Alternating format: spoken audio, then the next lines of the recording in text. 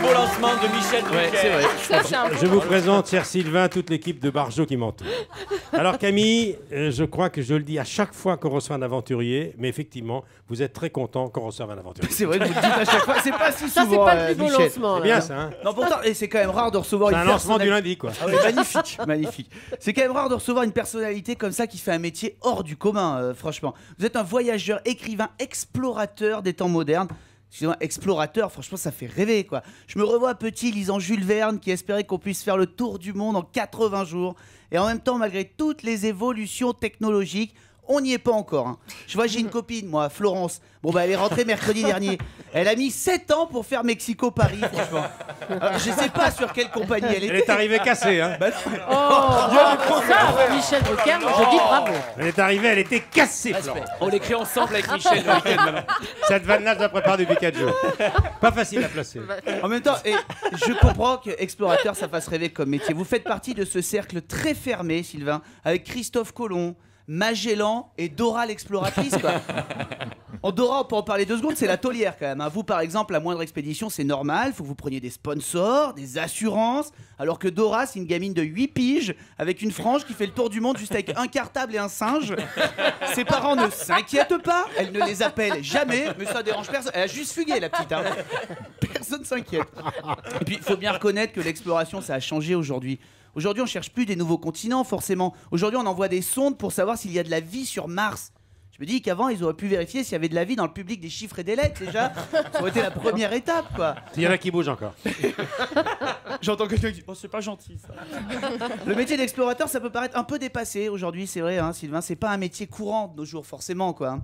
Du coup, je me demande si vous avez des potes à vous, et vous vous retrouvez, qui font aussi des métiers qui n'existent plus. Genre, bon, ben, je te présente Michel, donc il est maréchal Ferrand. Et ça, c'est Jean-Luc. Bah, lui, il est sorcier. Hein. Mais enfin, l'embête pas aujourd'hui, il vient de perdre son grimoire, il est un peu chonchon, là. Et comme tout bon aventurier, j'ai lu que vous aviez participé aussi à des fouilles archéologiques. C'est quand même génial, ça. C'est quand même la classe. Quand t'as un repas et que t'annonces que t'es archéologue, franchement, ça en jette. Ça fait des trucs à raconter par rapport à d'autres métiers de tes potes, quoi. Ouais, donc cette semaine, donc j'ai fini le bilan trimestriel de la Cogimip. À un moment, on a eu peur parce qu'il manquait les feuilles de paye de mai 2002. Et toi, Sylvain, ça va? Moi, j'étais sur la piste d'un médaillon sacré. On cherchait aussi les Yakuza. J'ai appris qu'il se trouvait au milieu de la pyramide interdite de Pichumama, au Mexique. J'ai répondu aux 3 énigmes, j'ai sauté le ravin et de la mort et combattu les gardiens sacrés pour le ramener. Enfin, boulot, quoi. C'est génial, votre vie. Votre premier métier, quand même, Sylvain, c'est voyageur. Voyageur, c'est votre métier. C'est génial. Vous gagnez votre vie en voyageant et en écrivant des livres. Ça m'intéresse, perso, comme métier, moi, voyageur. C'est quoi comme cursus? Vous avez passé un bac autostop, un BEP montage de tente? Comment ça se passe pour devenir voyageur? C'est intéressant.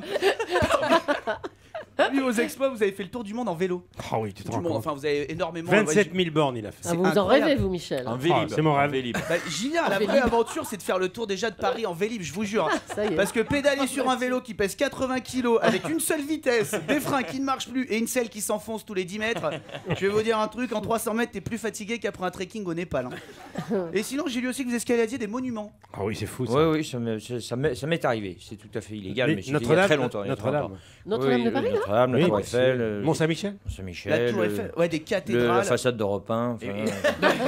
Tout ça pour passer des messages en y accrochant des banderoles. Sylvain, je sais que vous partez souvent à l'étranger et tout, mais enfin maintenant il y a les textos pour ça. Je sais que c'est moins aventurier, je sais pas quoi, mais ça c'est quand même pratique. Non, parce que si vous allez vous briser la nuque, si chaque fois que vous voulez envoyer un message à votre femme, vous faites 1 heure de varap, à un moment donné, il va y avoir un souci. Hein. Bon, en tout cas, Sylvain, je suis ravi de vous recevoir et toute l'équipe me rejoint là-dessus. Même si pour un explorateur, je suis un peu déçu que vous soyez venu sans votre cartable et votre singe. Enfin, ça me regarde. Camille Combin, notre explorateur. Je mets 16,5.